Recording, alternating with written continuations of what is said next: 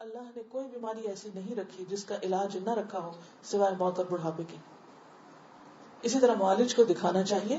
جابر بن عبداللہ سے روایت ہے کہ رسول اللہ صلی اللہ علیہ وسلم ایک بیمار کی تیمارداری کے لیے تشریف لے گئے اور فرمایا تم لوگ اس کے لیے کوئی طبیب کیوں نہیں بلاتے؟ انہوں نے کہا اللہ کے رسول صلی اللہ علیہ وسلم آپ بھی ہم کو یہ حکم دیں گے، یعنی آپ بھی کہتے ہیں کہ ہم طبیب کو بلائیں.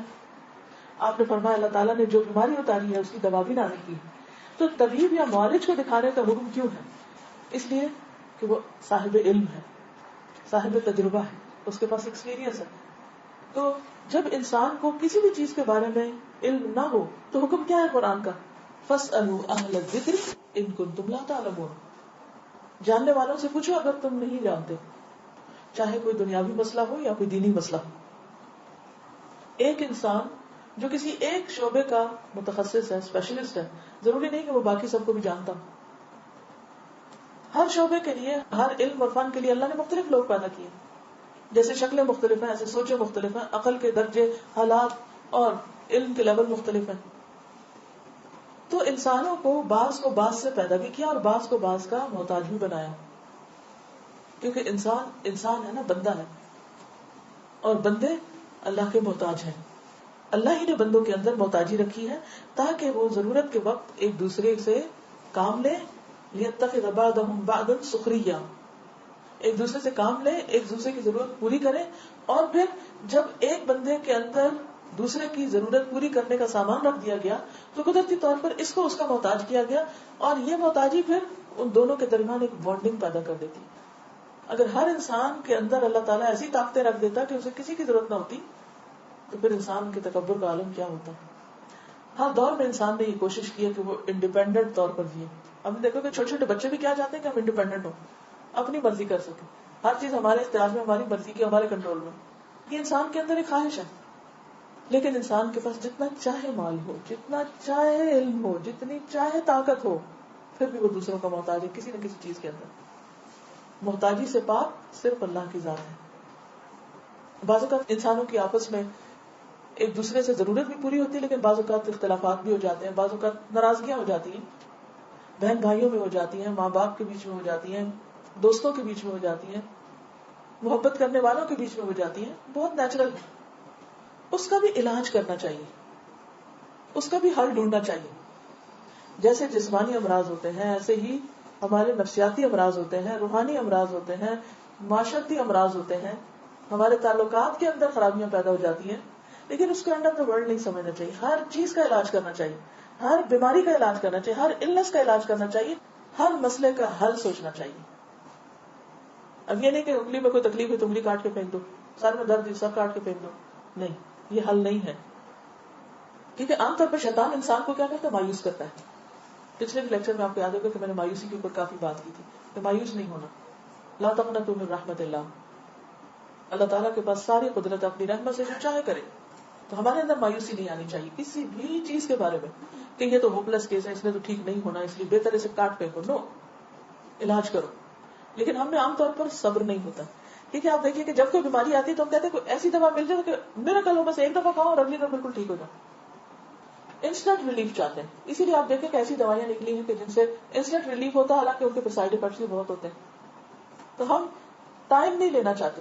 اور اگر کوئی ڈاکٹر سچ بول دے اور کہہ دے کہ ہاں یہ اتنے دن لگیں گے اس کو ٹھیک ہونے میں، کہتے چھوڑو، اتنے دن میں تو ویسے ہی ٹھیک ہو جائیں گے. اور اتنے دن میں ویسے جو ٹھیک ہونا وہ ویسا ٹھیک نہیں ہونا ہوتا جیسے ایک دوا کھا کے انسان اچھی طرح صاف ہوتا ہے. تو جب کوئی زخم ہوتا ہے اس کو منتقل ہونے میں ٹائم لگتا ہے، چاہے وہ جسم کا زخم ہو، چاہے وہ روح کا زخم ہو، چاہے وہ ہمارے جذباتی کوئی دھچکا ہو، کوئی حادثہ ہو، کوئی ہمارے اندر کسی قسم کی کوئی پریشانی ہو، کوئی ذہنی پریشانی ہو. ہر چیز کو وقت لگتا ہے. ٹائم کے ساتھ ساتھ بہت سی چیزیں ہیل ہو جاتی ہیں. اس لیے ہر چیز کو ٹائم دینا چاہیے. بیماری کو بھی ٹائم دینا چاہیے، لیکن ٹائم دینے کا مطلب نہیں کہ علاج نہ کریں، علاج ساتھ ہونا چاہیے. تعلقات میں اگر خرابی اور بیماری کو پیدا ہوگی تو اس کو بھی ٹائم دینا چاہیے، لیکن تعلقات کاٹ کے نہیں رکھ دینے چاہیے. یہ بہت ہی اہم اور بہت ضروری چیز ہے.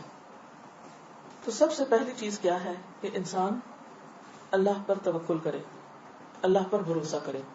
ڈاکٹر پر بھروسہ نہیں، اپنی عقل پہ بھروسہ نہیں، اور چیزوں پر نہیں، اللہ کی ذات پر بھروسہ.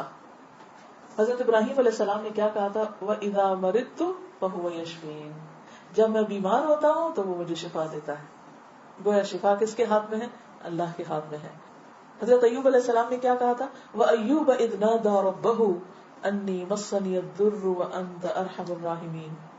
اور ایوب نے جب اپنے رب کو پکارا کہ مجھے بیماری لگ گئی ہے اور تو سب رحم کرنے والوں سے بڑھ کر رحم کرنے والا ہے، یعنی میں بیمار ہوں اور تو مہربان ہے، تو اپنی رحمت کے ساتھ میری تکلیف دور کر دے. تو یہ کیا تھا؟ ان کا توکل تھا اپنے رب پر، اپنے رب کو پکارا. تو بیماری میں سب سے پہلے اللہ ہی کو پکارنا چاہیے، اسی پر بھروسہ کرنا چاہیے. ایک حدیث میں آتا ہے، ابن عباس نے بیان کیا کہ رسول اللہ صلی اللہ علیہ وسلم نے فرمایا، میرے سامنے تمام امتیں پیش کی گئی، ایک ایک دو دو نبی اور ان کے ساتھ ان کے ماننے والے گزرتے رہے، یعنی سب آ رہے تھے. جیسے مارچ پاسٹ ہوتا ہے نا، تو وہ جو بادشاہ ہوتے ہیں ان کے سامنے سے ایک دستہ گزرتا ہے، دوسرا گزرتا ہے، تیسرا گزرتا ہے. تو اسی طرح نبی صلی اللہ علیہ وسلم کو یہ کیفیت دکھائی گئی، آپ کے سامنے سے لوگ گزر رہے تھے. بعض نبی ایسے بھی تھے جن کے ساتھ کوئی بھی نہیں تھا، ایک شخص بھی ایمان نہیں لایا. آخر میرے سامنے ایک بڑی بھاری جماعت آئی. میں نے پوچھا یہ کون ہے؟ کیا یہ میری امت کے لوگ ہیں؟ کہا گیا کہ یہ موسیٰ علیہ السلام اور ان کی قوم ہے. پھر کہا گیا کہ کناروں کی طرف دیکھو. میں نے دیکھا کہ ایک بہت ہی عظیم جماعت ہے جو کناروں پہ چھائی ہوئی ہے. پھر مجھ سے کہا گیا کہ ادھر دیکھو، ادھر دیکھو، آسمان کے مختلف کناروں میں. میں نے دیکھا کہ ایک جماعت ہے جو تمام افق پہ چھائی ہوئی، پورا ایریا اس نے بھرا ہوا. کہا گیا یہ آپ کی امت ہے اس کثرت سے، اور اس میں سے 70,000 لوگ بغیر حساب کے جنت میں داخل ہوں گے. ان سے کچھ بھی نہیں پوچھا جائے گا. یہ ایسے ہی کہ بغیر انٹرویو کے آپ کو بہترین جاب مل جائے گی. اس کے بعد آپ اپنے حجرہ میں تشریف لے گئے اور کچھ تفصیل نہیں فرمائی. لوگ ان جنتیوں کے بارے میں بحث کرنے لگے کہ کون لوگ ہوں گے. کہنے لگے کہ ہم اللہ پر ایمان لائے اور اس کے رسول کی اتباع کرتے ہیں، اس لیے یہ ہم ہی ہیں، یعنی صحابہ، یا ہماری وہ اولاد جو اسلام میں پیدا ہو. کیونکہ اس دور میں تو یہ بھی بہت بڑا آنر تھا کہ کوئی مسلمان پیدا ہو. آج تو ہم نے اس کو بس ایسے ہی ایک وہ لے لیا ہے نا، اس کی کوئی قدر ہی نہیں، اس پر کوئی شکر ہی نہیں کہ ہم مسلمان پیدا ہوئے، کیونکہ ہم جاہلیت میں پیدا ہوئے تھے. تو یہ 70,000 وہ ہوں گے جو اسلام میں پیدا ہوں گے. یہ باتیں جب آپ کو معلوم ہوئی تو آپ باہر تشریف لائے اور فرمایا یہ وہ لوگ ہوں گے جو کسی سے دم نہیں کراتے، فال نہیں دیکھتے اور داغ کا علاج نہیں کرواتے، یعنی آگ سے جو علاج ہوتا ہے، بلکہ اپنے رب پر بھروسہ کرتے ہیں.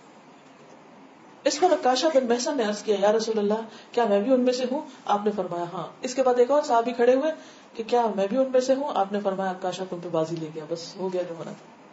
اب یہ جو بات آئی کہ ایک طرف کہا گیا کہ علاج کراؤ، دوسری طرف کہا گیا ہے کہ اللہ پہ توکل کرو، تو علاج کے باوجود توکل کیا جا سکتا ہے.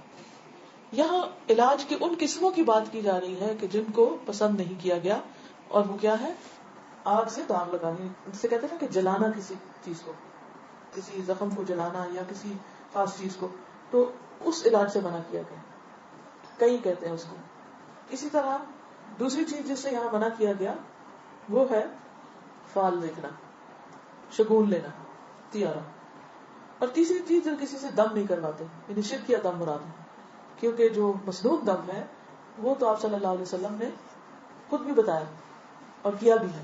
تو اس لیے شرکیہ دم جو ہے جس میں اللہ کے سوا کسی اور کو پکارا جائے، یا یہ کہ اس کو کچھ لوگ جیسے کوئی پیشہ بنا کے بیٹھے ہوتے ہیں، تو خاص طور پر دم کرانے کے لیے کوئی کہیں جائے تو یہ چیزیں درست نہیں. پھر مغیرہ بن شعبہ سے روایت ہے کہ رسول اللہ صلی اللہ علیہ وسلم نے فرمایا، وہ آدمی توکل سے بری ہو گیا جس نے اپنے بدن پر داغ لگایا یا دم کرنے کو کہا. پھر ہے دعا کرنا، یہ بھی علاج کی قسم ہے. ابن عمر سے روایت ہے کہ رسول اللہ صلی اللہ علیہ وسلم نے فرمایا، دعا اس مصیبت کے لیے بھی فائدہ مند ہے جو اتر چکی، یعنی بیماری آ چکی، اور اس کے لیے بھی جو ابھی نازل نہیں ہوئی. لہٰذا اے اللہ کے بندو دعا کو لازم پکڑو. اب دعاؤں میں جو مسنون دعائیں ہیں شفا کی، خاص طور پر انہیں پڑھنا. وہ کون سی ہے؟ اگر آپ ایاک نستعین دیکھیں تو اس میں یہ سارے مسنون اذکار شامل کر دیے گئے ہیں.